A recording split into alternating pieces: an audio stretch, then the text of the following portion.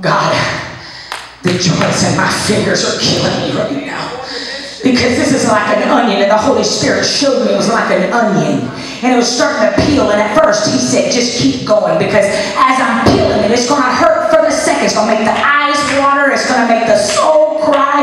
But the more you peel it, the more you're going to get to the root of it. And then all of a sudden, just like that, I'm going to give you a suddenly.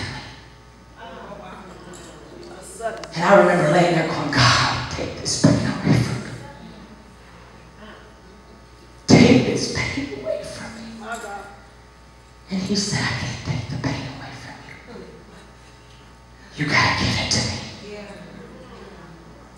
Because a miracle is easy to get, but it's hard to keep. Wow. Let me explain what I mean.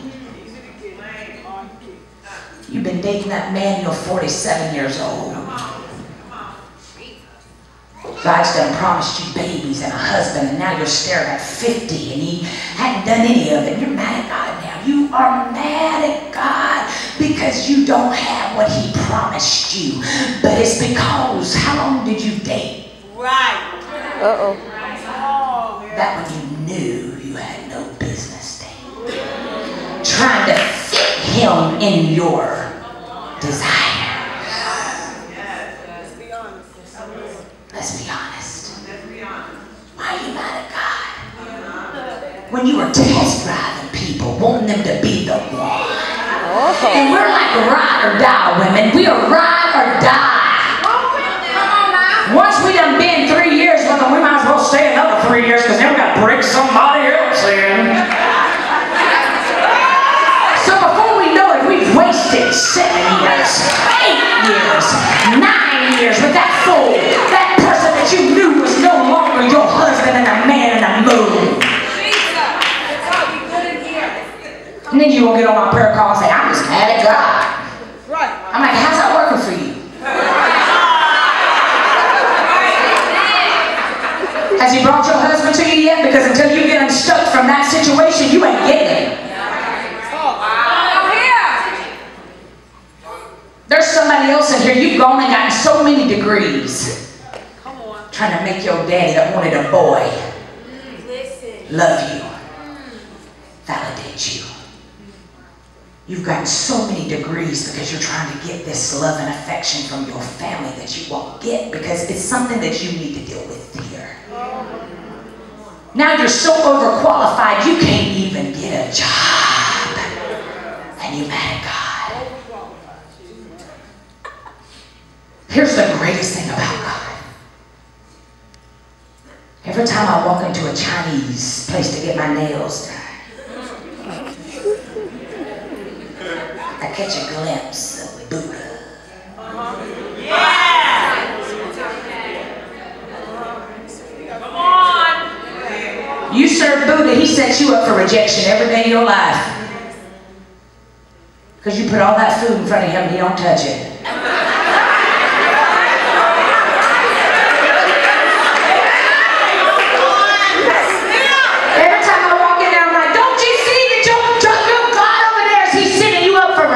You already heard that, you'll hurt some more.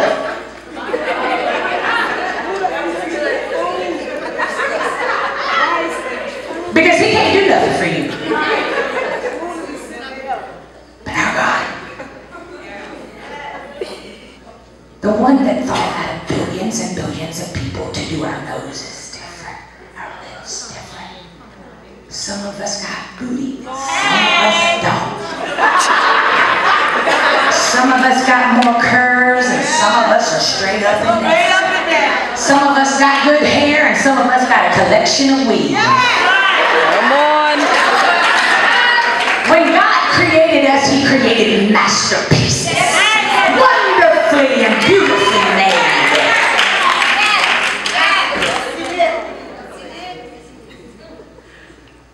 We get a little bit of cushion on us, so we can jump in some spanks. Instead of getting to the core, instead of realizing what is it on the inside of me. I'll tell you something, the greatest thing that ever did for me was when I looked in that mirror and I went, hubba, hubba, hubba, hubba. I wasn't all that in a bag of chips, but I realized that God created me and he created awesome. awesomeness. He created beautiful. He created wonderful. And when I started loving who I am, then the world was going to love me. But as long as I needed somebody else to love me for me, I wasn't going nowhere. And some of you have been stuck in that place. You've got to realize that if you've been in a situation where you're mad at God because He didn't come through for you because you were test driving people, you know, all you got to do is step out of His way. 32 years old, I had helped God. All my life, I had helped God.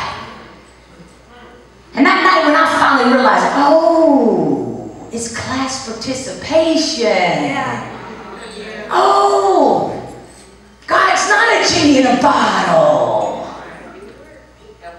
Oh, I gotta help God help me. Okay. Good. Alright. Let's roll.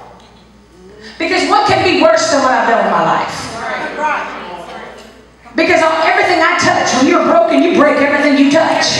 Your mouth breaks everything you touch. Every time God tries to bring somebody in your life, all of a sudden somebody says something or walks in with a cologne that person had on, it triggers something on the inside of you, and before that person can even say hello, you're like, I know what you about. No, he ain't. That ain't him. That was him.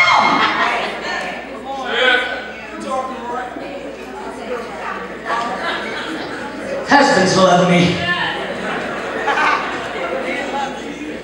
Because I'm going to tell you something. When you realize that when God created Adam, He created Adam because He wanted to. But when He created Eve because He had to. And some of you walking around in toxic relationships, taking a licking and keeping on ticking. Somebody laying his hands on you because you don't feel like you're worthy of nothing else.